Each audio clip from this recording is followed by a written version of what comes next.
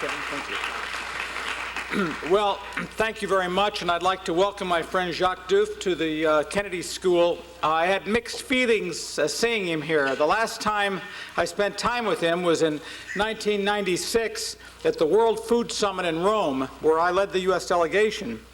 And I must tell you, it was a most interesting experience because there were all these people there, the Pope, Fidel Castro, we were talking about world hunger, and afterwards the United States delegation went into a room of roughly this size with about 500 press people, and I opened the floor for questions, and within about 2 seconds the entire front row stood up, took off all their clothes, and threw genetically modified soybeans at me.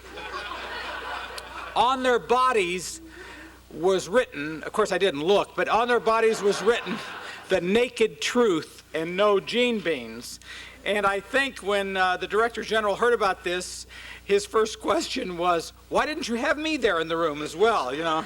But in any event, it is an honor to have him here, and of course it reflects the fact that in many respects people care very much about food issues, hunger, and it's appropriate at this time that we have Jacques here.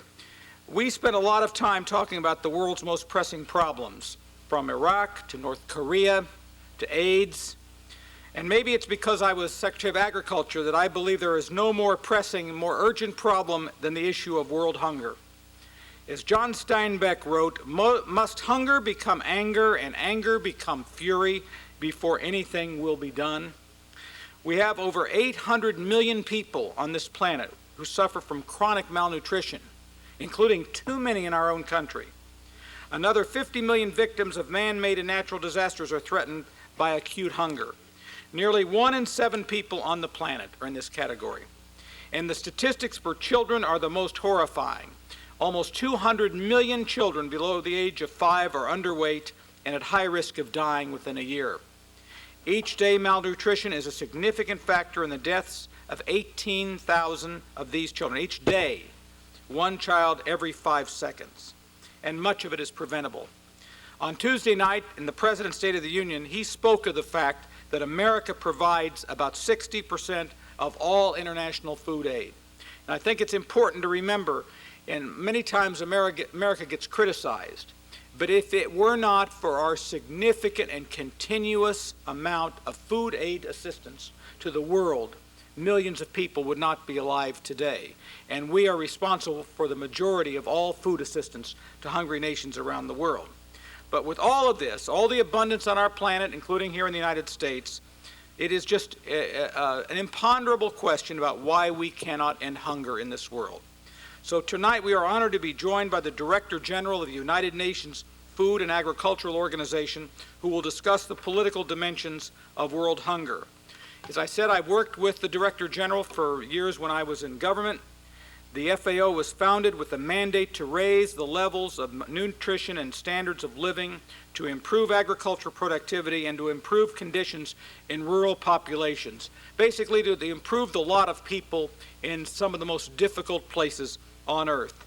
Today, the FAO is one of the largest agencies in the UN system and the lead agency for agriculture, forestry, rural development, and fisheries. So, in our current political climate, obsessed with the winds of war, it takes a tough diplomat to champion a global mission of mercy. And to introduce this tough diplomat, it is my honor to present one of your peers, Kennedy School student Diane Vincent. In addition to being a student, Diane is Canada's Associate Deputy Minister of Agriculture and is the co-founder of the Kennedy School's Agriculture and Food Caucus. Diane?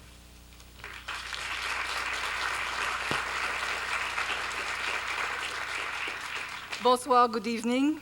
Our guest this evening has led the FAO since 1994. Dr. Diouf is the first African to hold the post since the FAO was founded in 1945 in the great Canadian city, Quebec. He's had a long and distinguished career in his home country of Senegal, as well as the world of international diplomacy. On the diplomatic front, he served as Senegal's ambassador to the United Nations in New York.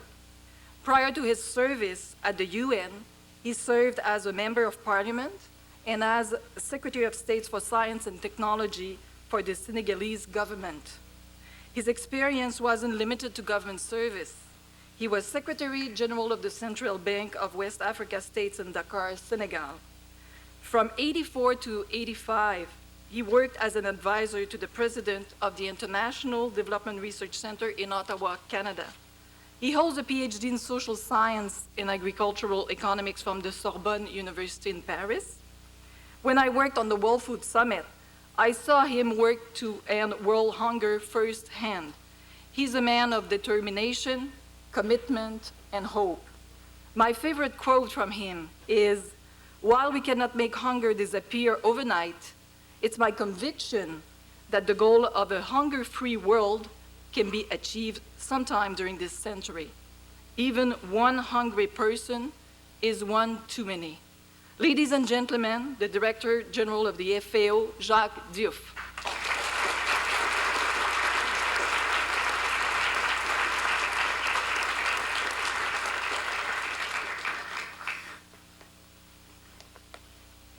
Thank you. Doug? I don't see mine. I suppose it's this. No. Then I must have mine somewhere. Yes. Yes, I found it. If I make the speech without my eyes, that would be quite difficult. Okay. First, thank you, Dan, and thank you, Diane, for the kind words. It's really a privilege to be here at Harvard and to have such a distinguished gathering attending this event. Ladies and gentlemen, food is absolutely fundamental to human existence. One of the great successes of the 20th century was a rate of growth in food output that considerably surpassed the unprecedented rate of population growth. Today, we pride ourselves on the fact that we have the capacity to produce enough food for everyone on the planet to be adequately fed. If all food produced in the world were to be divided equally among its inhabitants, every woman, man, and child would consume almost 2,800 kilocalories per day, which is 17% more than 30 years ago, despite the fact that the population has grown by 70% over the last 30 years. In the midst of this abundance, however, there are still 840 million people, of which 799 in the developing world, who do not have enough to eat. Undernourishment takes a heavy toll on the health and productivity of individuals, communities, and nations. About 6 million children under 5 years of age die every year as a result of hunger and undernutrition. Many of them die from diseases such as diarrhea, malaria, or measles, but could survive if they were better nourished. Vitamin A deficiency is responsible for blindness in 250 to 500,000 children every year. 20 million people worldwide are mentally handicapped as a result of iodine deficiency, and each year, 100,000 babies are born with irreversible brain damage as a result of maternal iodine insufficiency. FAO has estimated that developing countries have lost, on average, 1 percentage point from their economic growth each year as a result of insufficient energy intake. In an overall context of affluence, the fact that so many of our fellow beings are not adequately fed and therefore not able to lead a full life suggests that there is something fundamentally flawed about the way in which our world is being managed. The world hunger problem is clearly political, not technical. This is my first message to you today. Developing countries have made major advances in food consumption in the last 30 years. In spite of a near doubling of their population during this period, average per capita food consumption in the developing countries increased by 30%. This was partly due to increased food imports, but growth in food production was significantly higher in developing countries than the world average, both in aggregate and in per capita terms. Yield increases have contributed nearly 80% to the growth in food production in the last 3 decades, and these trends are largely expected to continue. But at the same time, we are faced with a paradox that the very success of modern agriculture has contributed most to the perpetuation of food insecurity. The enormous productivity gains attainable with modern agriculture, coupled with huge subsidy and support system in OECD countries, have exerted downward pressure on international cereal prices. While falling food prices have undoubtedly had aggregate welfare benefits, they have also contributed to the impoverishment of many small farmers in developing countries. These are the farmers who, for structural reasons, have been unable to shift out of traditional technologies and production systems. Their production continues to fluctuate with the vagaries of the climate. Many do not have control over water, nor access to modern inputs such as high-yielding varieties, fertilizers, vaccines, and animal feed. The result is that they cannot compete in the face of declining commodity prices. A large proportion of the chronically hungry are precisely these small farmers and also landless people living in rural areas. Many of the urban hungry are first-generation migrants from the consequent rural deprivation. Hence, my second message to you is that agricultural gains in the last decades have not been translated into food for all. Unless action on the political level is taken, there is no guarantee that things will be different in the future. Nobody would dispute the fact that people need to have access to adequate and sufficient food. In 1996, 186 countries represented at the World Food Summit, of which Dan Blakeman was representing the United States, adopted 7 major commitments and pledged themselves to achieving the goal of halving the number of undernourished people by 2015. Some even called for the adoption of the much more ambitious target of eradicating hunger by that date. So why then is there such a gap between commitment and subsequent action?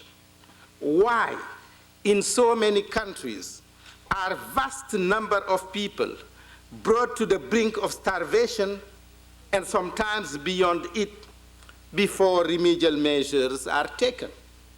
Why, given the global consensus to fight chronic hunger, are so few countries able to claim success? and why, in spite of the pledges made, has international financial and technical support for agriculture and rural development and related measures to improve food security been declining. These situations continued even in the years following the summit, where solemn commitments were made. In the face of the enormous hunger problem, it is scandalous that development assistance to agriculture has fallen by 50% in real terms since the late 1980s. These are critical questions. We should try to understand why the political will to rid the world of hunger, so strongly expressed in 1996, has not been reflected in subsequent actions by government and the international community. There are many explanations, although all of them are bound to appear as lame excuse to future generations. As they look back, they will realize the remarkable advances in science and technology, in global communications, and the enormous accumulation of wealth in some parts of the world. Yet, this future generation will also see the stark difference between those achievements and the failure to harness man's ingenuity to meet mankind's most basic need. Let me mention some of the reasons. The summits of the 90s, culminating in the Millennium Summit in 2000, set an admirable agenda for achieving a better and more just and equitable world. However, the agenda as such does not identify priorities. No matter how desirable these comprehensive and holistic approaches to development are, they run the risk of making everything a priority without any assurance of adequate means to enable their implementation. In these contexts, the paramount importance of adequate food, along with that of clean water, health, and education, should be recognized as the pillars in the fight against poverty. The conventional view in development circles, reflected in guidance to countries embarking on the formulation of poverty reduction strategies, is to look at the eradication of hunger as a consequence rather than a cause of economic growth.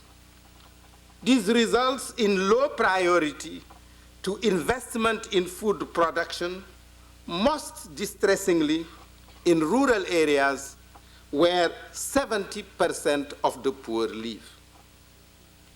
While poverty reduction is essential for hunger eradication, the reverse is also true. As long as widespread hunger exists in the country, the engine of economic growth cannot reach full power. With more than half of the population chronically undernourished, unable to study or work properly, and prone to ill health, it seems obvious that a country's growth prospects will be inhibited. This critical thrust seems to have been missed, unfortunately, by many development practitioners and ministers of finance, even to the point of resisting attempts to incorporate the World Food Summit goal among the OECD's international development goals. But there are hopeful signs of change. Hunger reduction constitutes one of the targets in the Millennium Development Goals. The 2001 G8 summit in Genoa attached great importance to hunger reduction and food security. Also, the importance of food security is now being recognized by major international and regional financing institutions and also by bilateral donor agencies.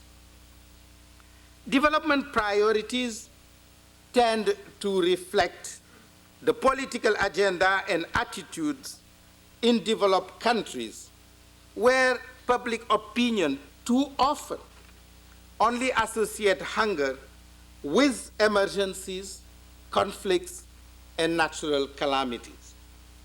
These are naturally real and acute problems, but there needs to be more awareness of the chronic dimension of food insecurity and its links with poverty. The ample global availability of food combined with declining food prices and the perception that food production technology has an unlimited potential to keep with the increasing demand may have created the wrong impression that enough food for everybody means that everyone has enough to eat. Thus, hunger is not widely perceived as a major problem. With few exceptions, hunger, its origins and effects are not on the mainstream scientific and policy research agenda. As a result, the magnitude and seriousness of the problem and the positive experiences of a number of countries have not been analyzed and documented widely enough. The poor track record of past agricultural and integrated rural development programs, often cited as a reason for reduced investment, ignores the fact that we are learning from mistakes and designing these programs with lower costs and higher efficiency now. Growing urban poverty and the political weight of urban populations may have been the other factors which have shaped a pro-urban bias in developing policies and investments. The hungry have a weak political voice and suffer from a lack of institutions to articulate their needs. At the same time, the majority of the very poor are dispersed in rural areas, and their involvement in a myriad of activities makes political organization difficult. Political and institutional capacities of developing countries are also overstretched by demands and conditions imposed by donors. I have tried to address some of the reasons for the gap between political will and action in the global fight against hunger. Now I would like to turn to the more utilitarian. How much investment is needed to achieve the goal of cutting hunger in half by 2015? In the Anti-Hunger Program, a paper prepared for the World Food Summit 5 years later in 1996, FAO estimated that the benefits of halving hunger by 2015 could amount to about $120 billion per year in additional GDP. This benefit would result from longer, healthier, and more productive lives. The investment needed to achieve these gains are relatively small by comparison, including policy reforms and incremental public spending of $24 billion a year. Of this amount, $16 billion per year should be directed to agriculture and rural development, while while 5 billion to food assistance and nutrition programs, and 3 billion for loan at market conditions. Funding for the additional investment should reflect a partnership between developing country governments and international donors. Of the 16 billion, about half should be financed by national governments of developing countries, which implies, on average, only 20% increase in their agricultural budget.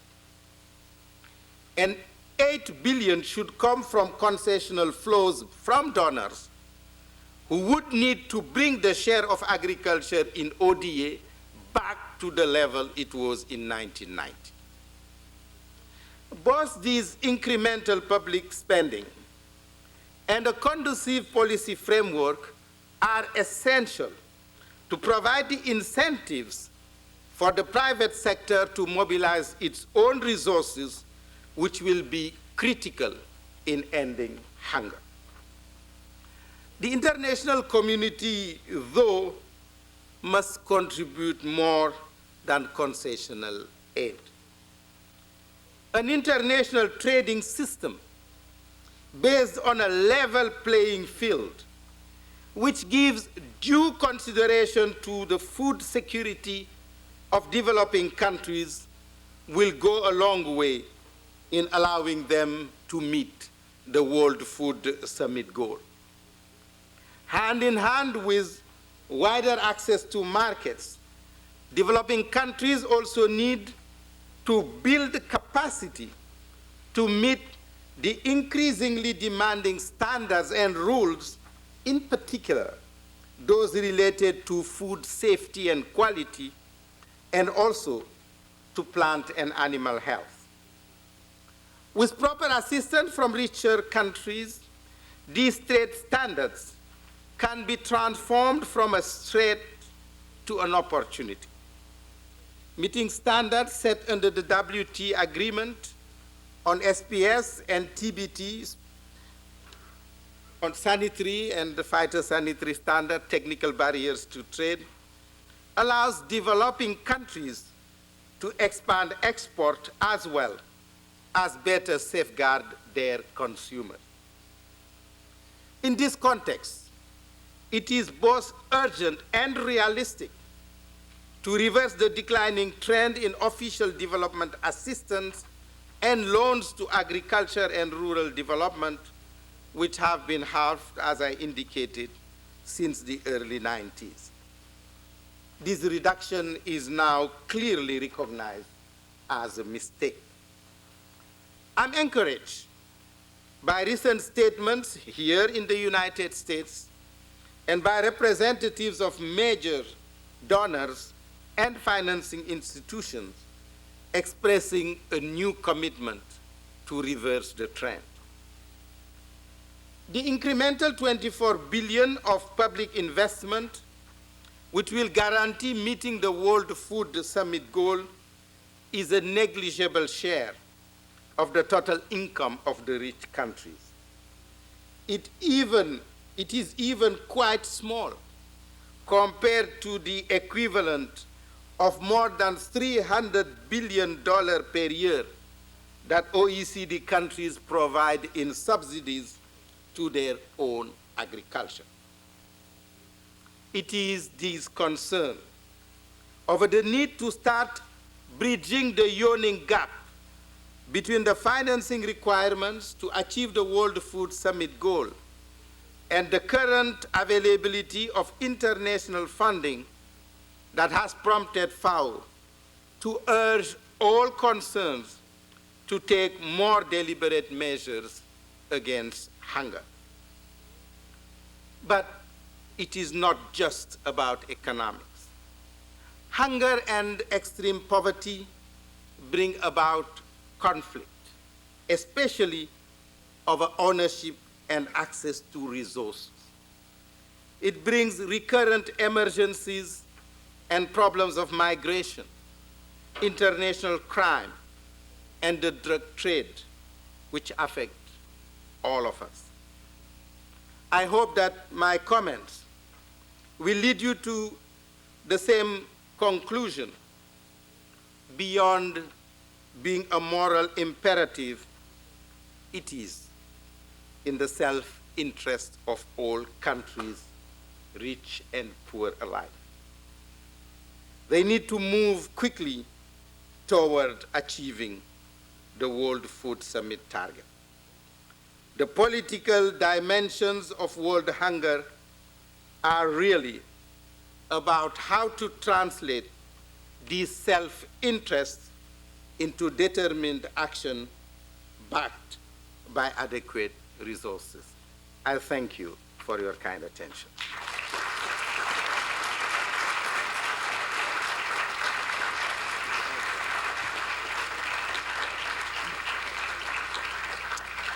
Well, I want to thank you for those thoughtful and very provocative remarks. And now it's our chance to hear questions. And we would recognize, as we usually do, people at the mics on either side and also up in the balconies. And I'd ask only that you keep your remarks brief and you state your name and what part of the school that you are from. So we will start with this lady right here. Hi, my name is Janelle King. I'm a mid-career student here at the Kennedy School. And my question is in terms of consumption in the West.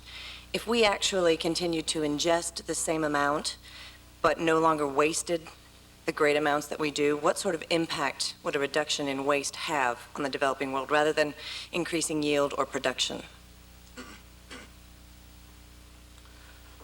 I personally believe that developing countries should solve their own problems. They should not depend on what developed countries do or waste. Although it is certainly immoral to see the wastage of food and all the money that is spent to fight overweight, while other countries are having this type of hunger. But I believe that when we have a country like China, which is feeding 22% of world population on 7% of arable land, I do not see why countries of 50 million, 10 million, or 5 million cannot feed themselves on their own land with their own resources, and that's what we're trying to do. I would point out that according to statistics by America's Second Harvest, we throw away 95 billion pounds of food in this country every year into garbage and other waste-related activities. Yes, sir. Hi, I'm Daniel Obis. I'm a freshman at the college. Recently, the U.S. government passed an enormous subsidy to farmers within their own country, which you mentioned briefly. I'm wondering if you've seen any effects of that directly in the last few months. Yeah, for sure there are negative effects that have been documented, particularly on cotton export by countries like Mali and other. And that was for sure a reverse of the trend we have seen in the U.S. in relation to support of agriculture, and a reverse that is surprising after Doha.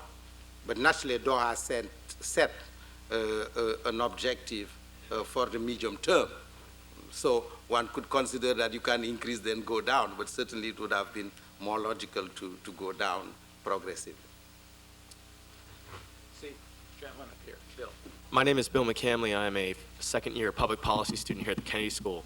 Worldwide water shortages are becoming more and more common. In China, like you just mentioned, in some places around Beijing, the water tables have dropped more than 20 feet. In my own home state, the Rio Grande has become, in New Mexico, the Rio Grande has gone dry in some places. What do you foresee as an international plan to make sure that people have water? Because without water, you can't grow food.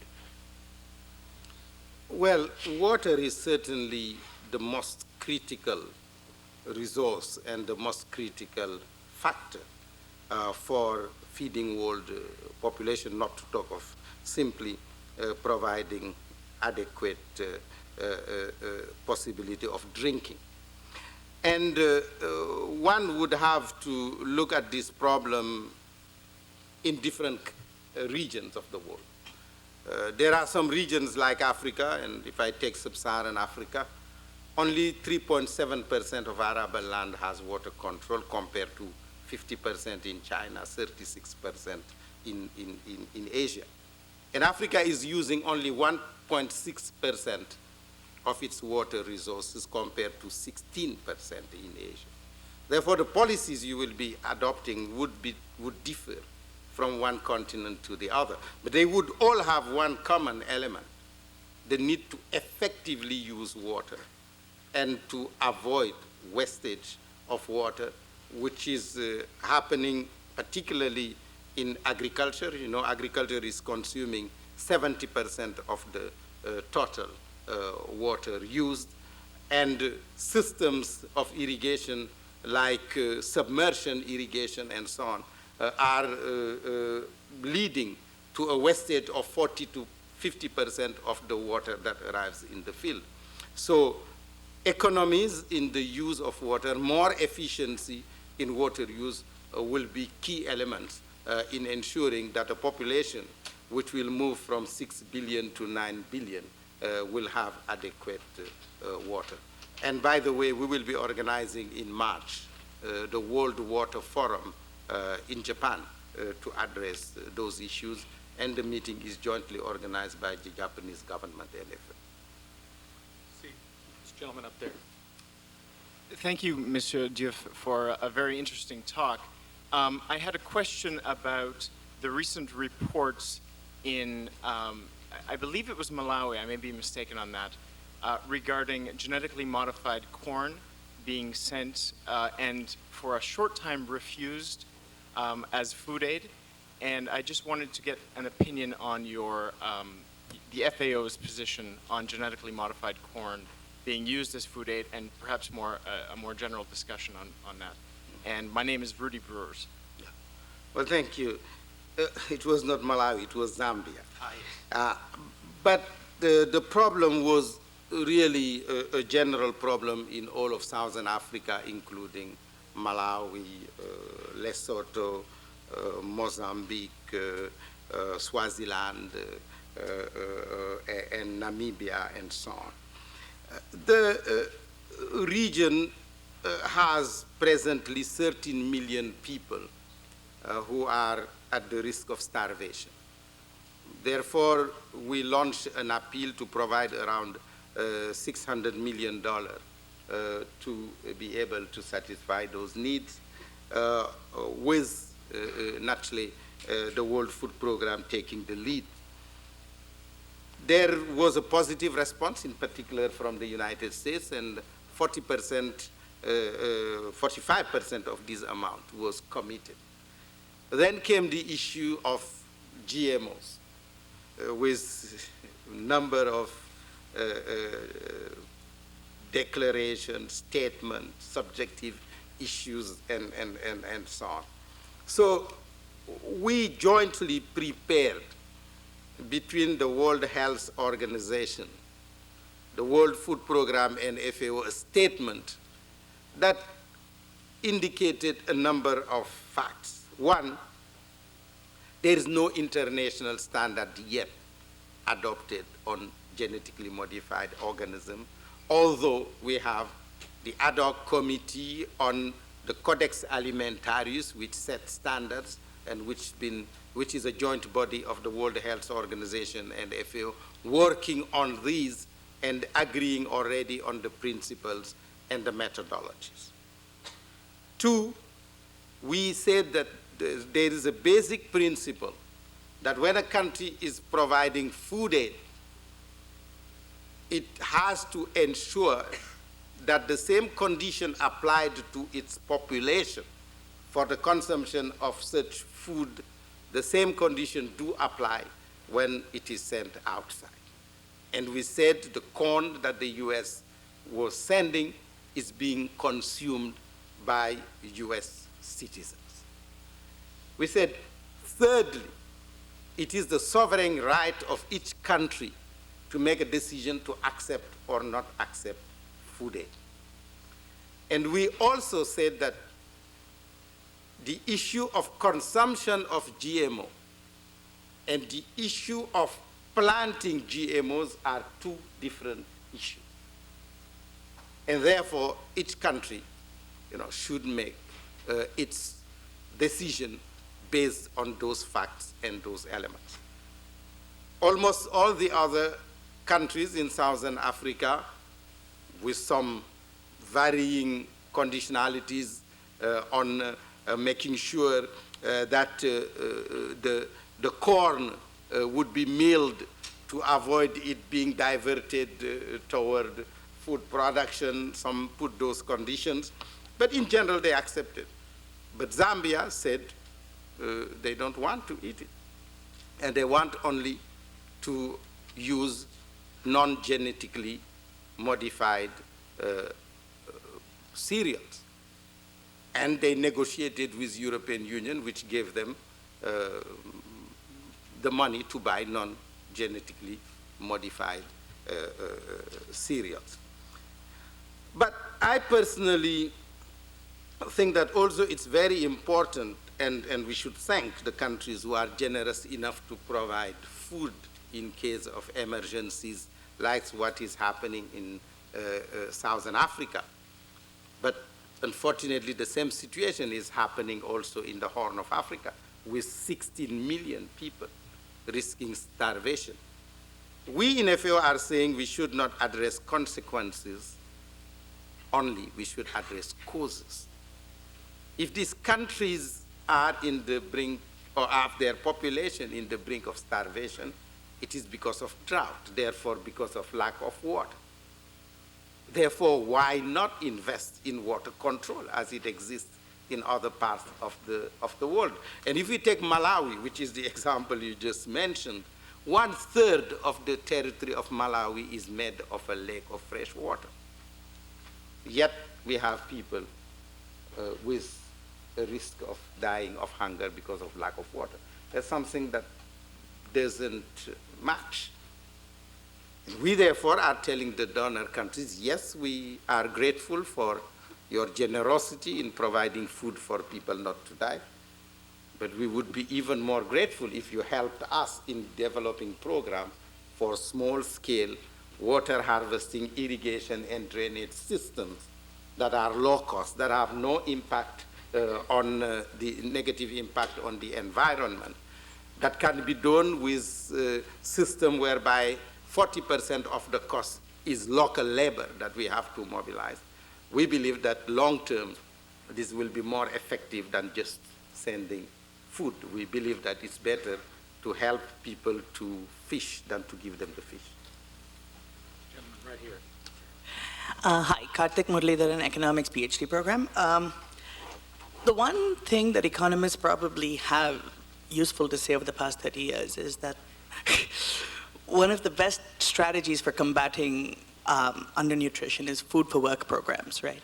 Because whether it's Professor Sen or anybody, we know that the famines or undernutrition is because of collapse of employment and not so much the production. So the questions are essentially, what is the cross-country evidence on success or lack thereof of food for work programs?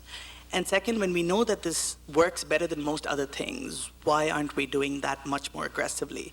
And where the work would be precisely building the kind of local infrastructure you're talking about, whether it's transport or whether it's small-scale irrigation, or we just know that this is probably one of the most leveraged things that can be done. So why isn't it being done more aggressively? Well, the country that made the most dramatic progress over the last 10 years in fighting hunger and in increasing production has been Vietnam, which moved over 8 years from a net rice importing country to the second world exporter of rice, and at the same time, a country that was not producing coffee is now the second world exporter of coffee, and I could cite other commodities. They didn't do it through food for work. So food for work is a useful tool. That's not the only tool.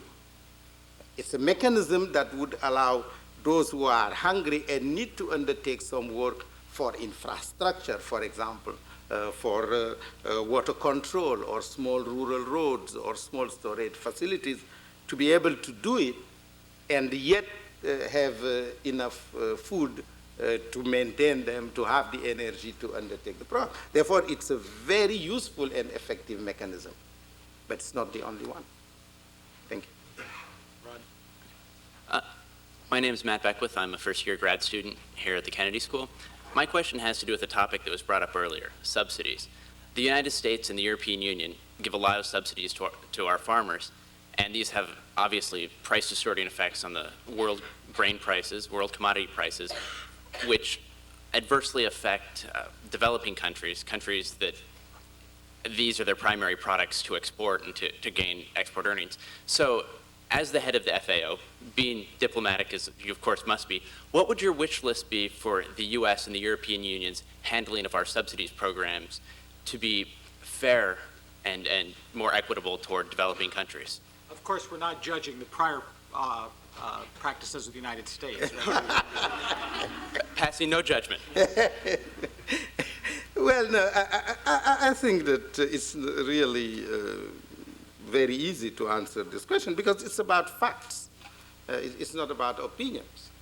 You know, when you have a group of countries, particularly the most powerful, who have alternative options of exporting planes or computers or industrial goods, you know, and having 2 to 4% of their population producing agriculture, and yet injecting 360 billion one year, 311 billion the other year in that sector at a time when those countries are all saying that we should have a liberalized trade with everybody respecting the same rule, with equal opportunity for trade and ensuring that there is a level playing field.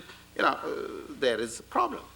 But to be also fair to those countries, what they are doing is legal, because they are able to do it in the framework of the Marrakesh Agreement and the provisions of the Marrakesh Agreements negotiated in the framework of the Uruguay round. Is it ethical? Is it fair? Certainly not. Therefore, the question is that these agreements have to be renegotiated. And that was the whole purpose of the Doha round of negotiation, which was called the development round of negotiation, with a view to ensure that the interests of the developing countries are properly taken into consideration. And there the problem is not only subsidies in terms of domestic support or export subsidies and other forms and other mechanisms, but it's also a problem of the tariffs. The average tariff on agricultural commodities is 60%. On industrial commodities, it's 5%. Who exports the industrial products and who exports agricultural commodities? When it comes to agro-industrial products, where there is a value added, the tariff is even higher. It's 110, 120%. Therefore, we have a problem, and in some cases we have even more serious problem, because through the sanitary standards and the level of conditionalities, not to talk of technical barriers of trade, there are other mechanisms through which it is possible to make it difficult for export of developing countries to reach developed countries. Therefore, I think that something has to be revisited to be in line with the generous policies that are being now adopted, like the AGOA policy to allow products from Africa and the Caribbean to enter your market, or policies like everything except arms adopted by the European Union. These are very good policies aimed at helping developing countries, but I think they should translate into concrete action at the level of the subsidies, the tariffs, and the technical barriers to trade. Thank you. See, got a gentleman right up there. My name is Matthew Firestone. I'm a fourth-year student at the college. My question comes from personal experience of living in rural Namibia and being present in the villages when the government came in and offered subsidy Speak handout. up just a little bit, can't hear you. Shall I repeat the question, or? Just talk up a little bit louder. Okay. My name is Matthew Firestone. I'm a fourth-year student at the Harvard College. My question comes from personal experience of living in rural Namibia and being present when the government came into the villages and offered subsidized handouts. The typical handout for 1 month for a family was a 10-kilogram bag of refined white cornmeal, a 1-liter bottle of sunflower oil, and a small tin of fish. And I wanted to know what steps are being taken to reconcile the nutritional value of food items being handed out along with their economical value. Well, I think that there are two issues. You know, here we have food, in the US we have food stamps, find a way of having also school meals program and so on, that are helping poor people get access to food. Therefore, I don't see anything wrong in a government being able to provide food in emergency situation to its population. That's not what I would advise. I would advise them to provide them with seeds, with fertilizer, with resources to control water, to build rural roads, to build storage facilities. I think that's more effective than giving them the food. That's all I can say in terms of principle. I'm not aware of the detailed economics of how much was given at which cost under which condition compared to other options. My name is Peter Greer. I'm a first year here at the Kennedy School. And my question is, what should be the response of the international community when there are clear documented cases about abuse and misuse of food aid? For example, in Zimbabwe, where you have 6 million people facing starvation, and yet it appears that the government is using the food aid as a political tool. How should the international community respond? Well, first, it has to be documented. I don't have the documents. Therefore, I cannot make a judgment on the statement you made.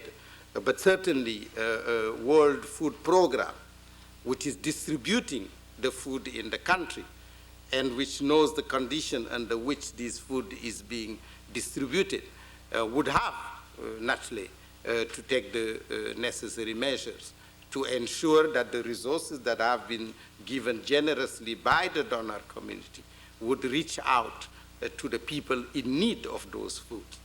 Now, under which condition, that is the question. And I personally am not responsible for distributing food in Zimbabwe. Therefore, I don't have the details of the different comments that you made about this situation. Okay, take 2 more questions. This, okay, I'll get you. Yes, this gentleman here. 3 more. They're in there. Okay. Thank you, Mr. Chairman. My name is Masfin. I'm from Ethiopia. I'm a fellow at Dubois Institute. There are 2 things that bother me.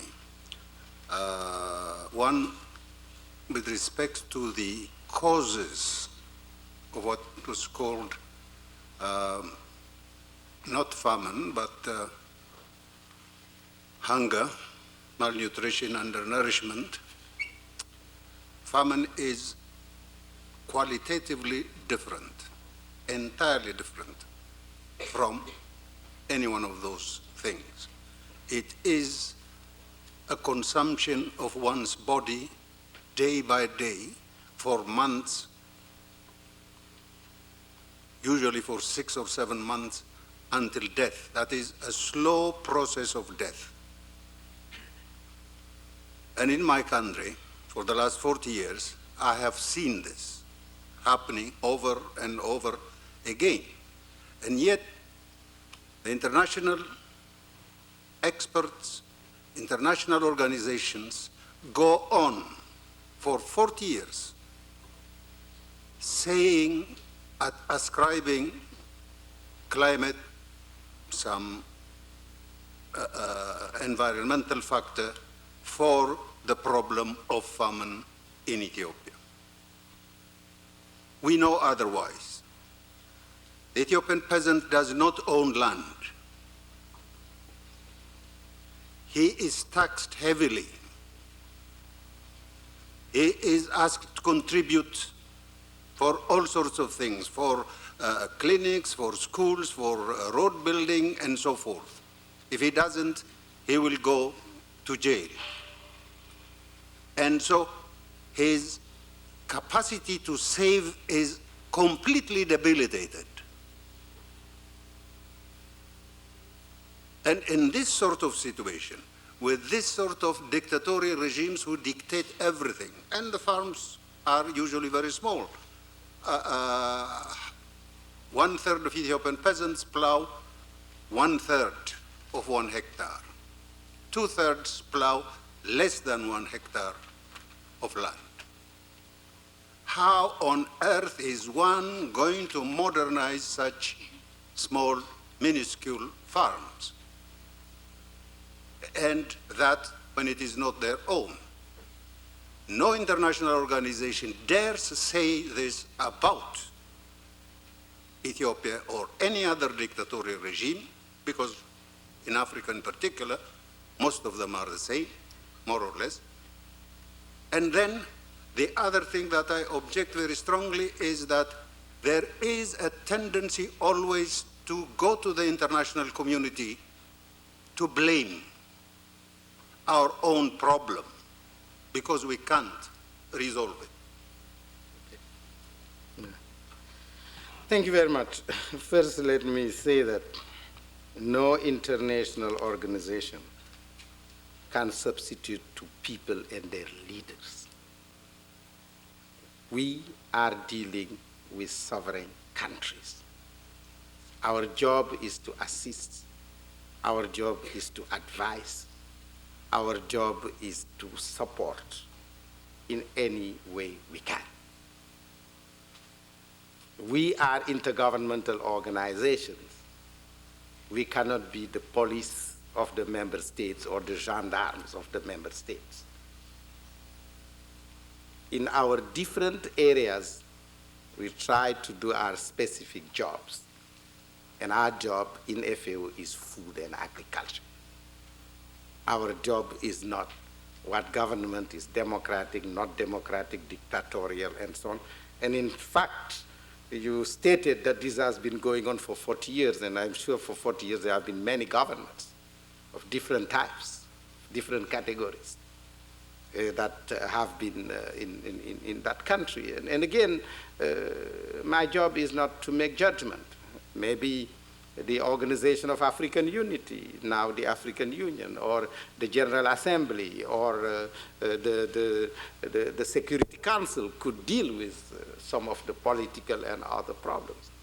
In FAO, our problem is how to help feed the people. And I was asked 2 years ago by Secretary General Kofi Annan to lead the interagency task force, including UN and Bretton Woods institution, on long-term food security in the Horn of Africa.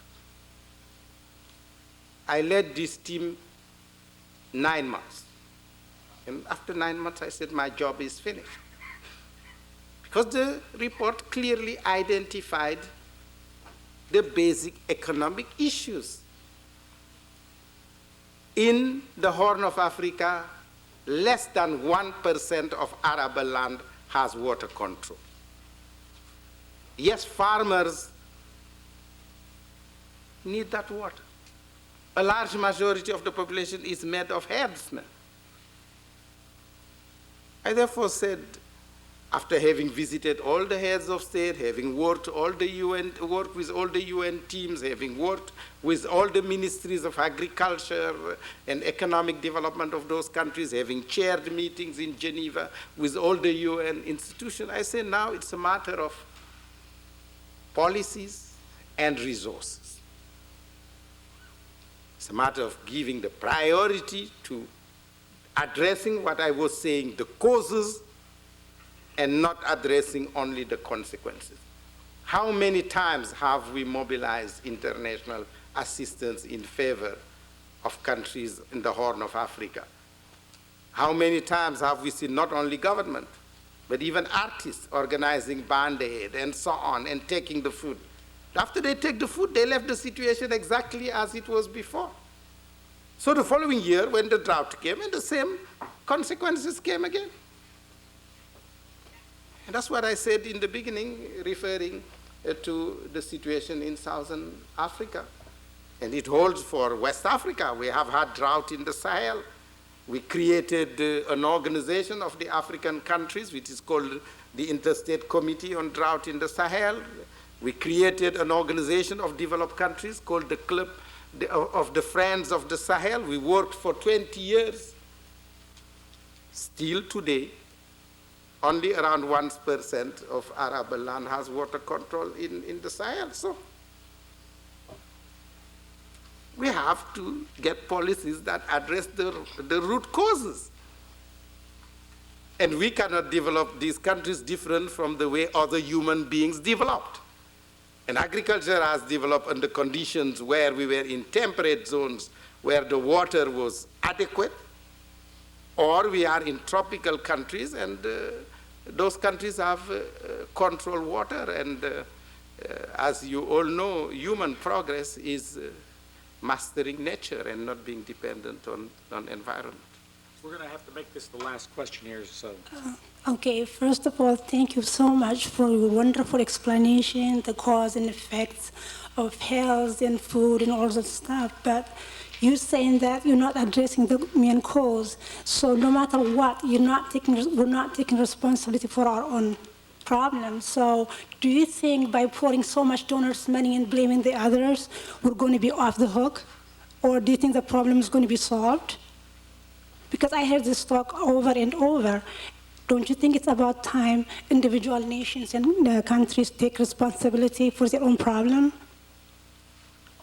Do you think we'll be able to solve with all the things you're telling us? We heard this so many times over and over. We know that's not going to be solved. So don't you think we need to take responsibilities and make each individual government accountable? Thank you. Well, that's what I said from the beginning. When we organized the World Food Summit in 1996, one of the main conclusions was that the responsibility for achieving the goals rests with each individual country, with the people and the leaders of that country. That the international community can be of support and assistance. If you cannot come and substitute to a government elected by its people and say, push aside, this is the way it should happen, things should go this way or that way, it's not possible. But we have a responsibility of identifying the problems, of saying where things go wrong, but also showing where it worked and what those countries do to make it work, and bring this knowledge and experience at the disposal of other countries. And naturally, we ourselves launched a special program on food security to accelerate food production in low-income food deficit countries, and it's operational in 72 countries around the world, with a pilot component on water control, crop intensification, diversification in small animal production, including fisheries and aquaculture. And the fourth component is the study of socioeconomic constraints, including access to land, to inputs, to transport, to roads, to credit, etc., problems of equity, gender equity, ethnic, class, and so on, so as to be able to know what are in each site the basic constraints. And then in the second phase, after we try to extend the program to as many villages as possible, now we address macroeconomic issues, issues of agricultural policies, issues of investment plan to address constraints in infrastructure, and naturally feasibility studies of bankable projects to translate pilot activities into a much larger program. But each country votes its budget and decide what part goes to agriculture, what part goes to infrastructure. Each country negotiates with bilateral and multilateral donors and set priorities. No international organization can substitute to those countries to do the work. But we can advise and we can have an advocacy role and provide technical assistance. Thank you. I have one final question for you. If President Bush and the Congress were sitting in this room today, what one or two things would you ask our country to do to help the FAO or to help the world deal with the world hunger problem? You may have seen in his State of the Union message, the President talked about a very significant commitment to eradicate AIDS, the largest commitment probably ever made by our government. Now, we'll have to see if that gets actually funded through the political process. But I would ask you, if you had to suggest one or two things we could do as a nation that we're not doing now, what would it be? Water control and rural infrastructure. There you can help, and there you can make the difference. The policies will be the responsibility of each individual government. Okay, thank you.